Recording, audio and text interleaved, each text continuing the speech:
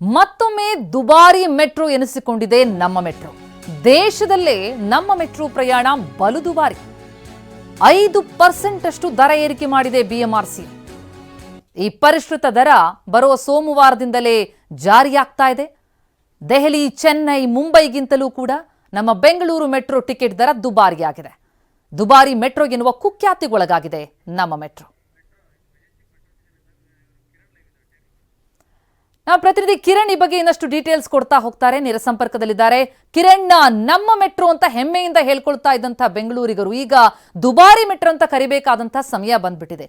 ಯಾಕಿಷ್ಟು ಏರಿಕೆಯಾಗಿದೆ, ಜನ ಏನಂತಿದ್ದಾರೆ ಅಂತ?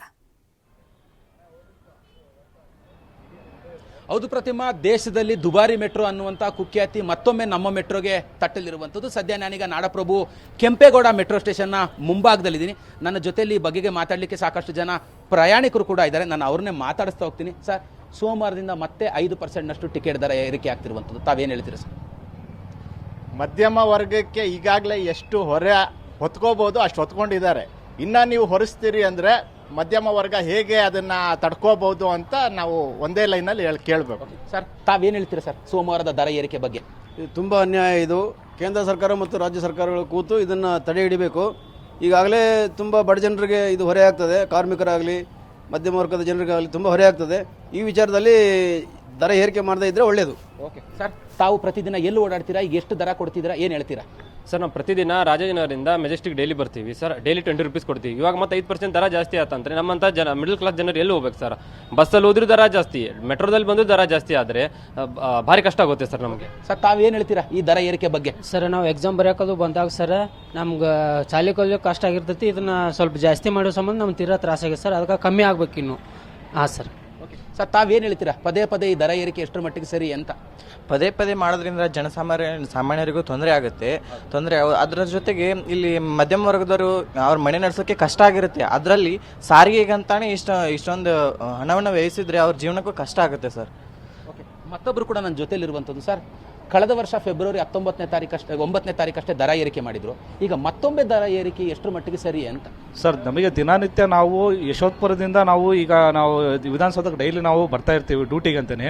ಈಗ ಸುಮಾರು ನಮಗೆ 49 ರೂಪಾಯಿ 59 ರೂಪಾಯಿ ಬರೀ ಅಲ್ಲಿಂದನೇ ಖರ್ಚಾಗ್ತಾ ಇದೆ ಅಂತ ಹೇಳಿದ್ರೆ ಡೈಲಿ ಹೋಗಿ ಬರೋಕ್ಕೆ ನಾವು ಈ ಒಂದು 200-300 ರೂಪಾಯಿ ನಾವು ಬರೀ ಈ ಮೆಟ್ರೋ ದರಕ್ಕೆ ನಾವು ಇಡ್ತಾ ಇದ್ದೀವಿ.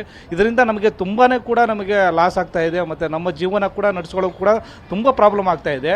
ಇದನ್ನು ದಯವಿಟ್ಟು ಕೂಡ ಸರ್ಕಾರ ಇರ್ಬೋದು ಇದನ್ನು ಸ್ವಲ್ಪ ಗಮನಕ್ಕೆ ತಗೊಂಡ್ಬಿಟ್ಟು ಇದನ್ನು ಈ 5% ಜಾಸ್ತಿ ಮಾಡಿರೋದನ್ನು ಕಡಿಮೆ ಮಾಡಬೇಕಂತ ತಮ್ಮಲ್ಲಿ ವಿನಂತಿ. ಈಗ ದೇಶದಲ್ಲೇ ಯಾವ ನಗರದಲ್ಲೂ ಕೂಡ ಇಲ್ಲ ಅಷ್ಟು ದುಬಾರಿ ಮೆಟ್ರೋ. ಅಂದರೆ ಈಗ ಚೆನ್ನೈ ಇರ್ಬೋದು, ಕೊಚ್ಚಿ ಇರ್ಬೋದು, ಮುಂಬೈ ಇರ್ಬೋದು, ಲಕ್ನೋ ಇರ್ಬೋದು, ಯಾವ ನಗರಕ್ಕೆ ತೆಗೆದುಕೊಂಡ್ರೂ ಕೂಡ ನಮ್ಮ ಮೆಟ್ರೋ ಅಕ್ಕಪಕ್ಕ ಕೂಡ ಇಲ್ಲ, ತುಂಬ ದೂರದಲ್ಲಿರುವಂಥದ್ದು. ಯಾಕೆ ಅಂತ ಏನೋ ಗೊತ್ತಿಲ್ಲ ಸರ್. ಯಾಕೋ ಇತ್ತೀಚೆಗೆ ನಾವು ರೀಸೆಂಟಾಗಿ ಒಂದು 6 ತಿಂಗಳ ಹಿಂದೆ ನಾವು 45% ಹೈಕ್ ಮಾಡಿದ್ರು.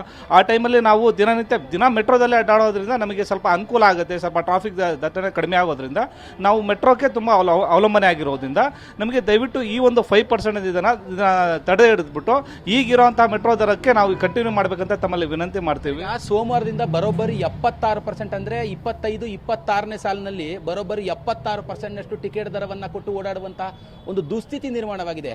ತಾವೇನು ಹೇಳ್ತೀರಾ ಮೆಟ್ರೋ ಪ್ರಯಾಣಿಕರಿಗಾಗಿ, ಸರ್ಕಾರಕ್ಕೆ, BMRCLಗೆ ಅಂತ? ಸರ್, ಇದನ್ನು ನಾವು ಇದು ಕಳವಳಿಯಿಂದ ನಾವು ವ್ಯಕ್ತಪಡಿಸ್ತೀವಿ. ಯಾಕಂತ ಹೇಳಿದರೆ ತುಂಬ ಕಷ್ಟ ಆಗ್ತಾ ಇದೆ ಸರ್. ಲೈಫ್ ಸ್ಟೈಲ್ ಇರೋದೇ ಇವಾಗ ನಮ್ಮ ಒಂದು ಸ್ಯಾಲ್ರಿ ಇರೋದು ಪ್ರತಿಯೊಂದು ಬೇಸಸ್ಸಲ್ಲಿ ನೋಡೋದಾದರೆ ನಾವು ಈ ಪ್ರಯಾಣ ವೆಚ್ಚದಲ್ಲೇ ನಾವು ಸುಮಾರು ನಾವೊಂದು 20% ನಾವು ಇಲ್ಲಿ ವ್ಯಯ ಮಾಡ್ತಾ ಇದ್ದೀವಿ. ಇನ್ನು ನಮ್ಮ ಒಂದು ಲೈಫ್ ಸ್ಟೈಲ್ ನೋಡಿದ್ರೆ ತುಂಬಾ ಕಷ್ಟ ಇದೆ ಬೆಂಗಳೂರು ಒಂದು ಲೈಫ್ ಸ್ಟೈಲಲ್ಲಿ.